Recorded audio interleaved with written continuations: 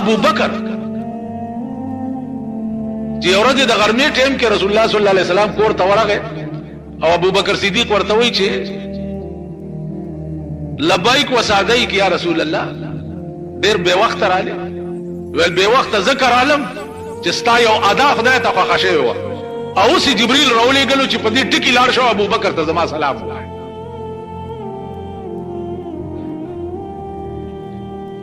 نو دا ابو بکر چې چاته د اسمان نه سلامونه راځي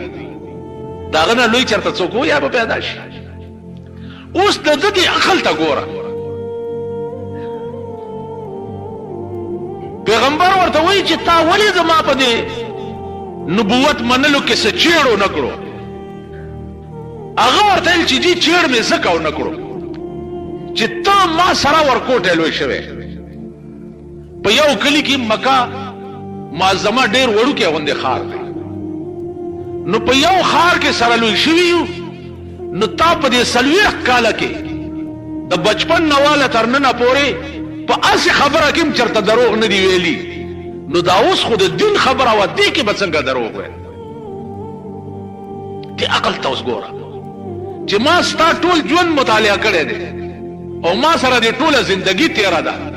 نو په اسی خبرو کې دې چرې دروغ نه دی ویلي نو ته په باب د دین کې څنګه دروغ وي. سردار کونین ورته فرمایل چې انت صدیق ابو بکر تا د نن لقب چې د صدیق شو. صدیق دا معنا چې د پیغمبر په ډومبای وینا باندې تا ایمان راوړ او په اسلام کې اول سړی دی په سړو کې چې هغه ابو بکر صدیق دی چې دا اول ایمان راوړ. عزیزانو دای د ژوند عالم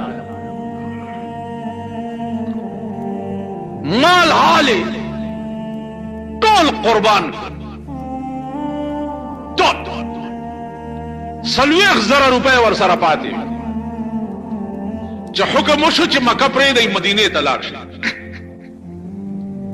مدینه ته چې لاړ پاغه 30,000 روپے هم د بیت المال د پارس مکه واغسته چې د دې زمکه کسه حاصلات راتله نو هغه په عامه المسلمین باندې خرج کی